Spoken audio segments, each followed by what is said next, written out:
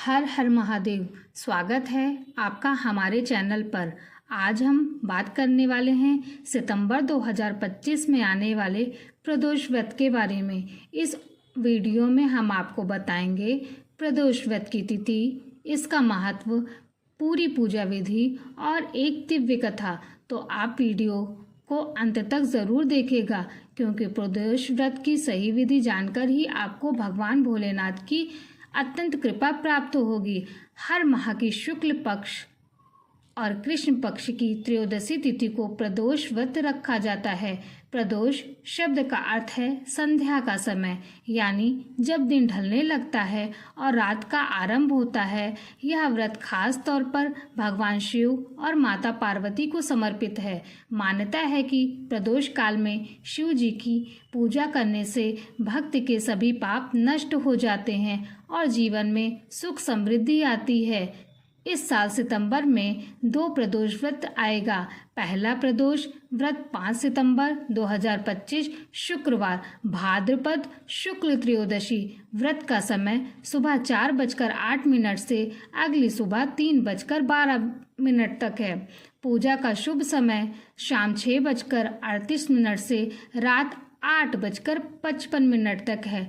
दूसरा प्रदोष व्रत 19 सितंबर 2025 दिन शुक्रवार, भाद्रपद कृष्ण त्रयोदशी। इस दिन भी पूजन संध्या प्रदोष काल में ही किया जाएगा।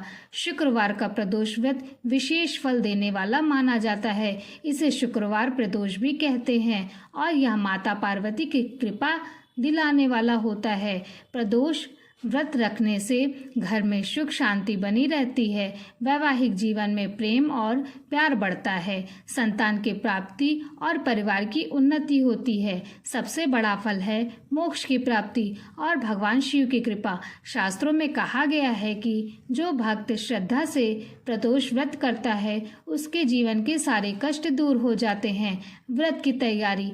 अब जानते हैं कि प्रदोष व्रत कैसे रखा जाता है। व्रत वाले दिन प्रातः काल स्नान करके स्वच्छ वस्त्र धारण करें, व्रत का संकल्प लें और पूरे दिन उपवास रखें। इस दिन भर सात्विकता बनाए रखें और ध्यान भगवान शिव पर केंद्रित करें। यदि संभव हो तो निर्जल व्रत रखें, अन्यथा फलाहार कर सकते हैं। संध्या काल में ही मुख्य पूजन होता है। पूजा स्थल को साफ कर शिवलिंग या भगवान शिव पार्वती की मूर्ति स्थापित करें। गंगा जल छिड़क कर पवित्रता बनाएं, दीपक और अगरबत्ती जलाएं। अब भगवान शिव का अभिषेक करें, दूध, दही, घी, शहद और गंगा जल से। शिवलिंग पर बेलपत्र, धतूरा, अक्षत और पुष्प अर्पित करें। ओम नमः शिवाय मंत्र का जाप करें। शिव चालीसा को पढ़ें। पाठ अंत में भगवान शिव और माता पार्वती की आरती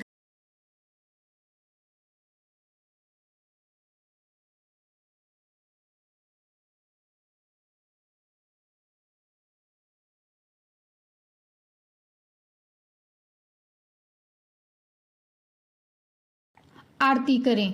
दान का महत्व। पूजा के बाद जरूरतमंदों को अन्न, वस्त्र या दान सामग्री देना चाहिए। इससे व्रत का फल कई गुना बढ़ जाता है। व्रत कथा। अब आइए सुनते हैं प्रदोष व्रत से जुड़ी एक पौराणिक कथा। एक समय की बात है, एक नगर में एक निर्धन ब्राह्मण अपनी पत्नी के साथ रहता था।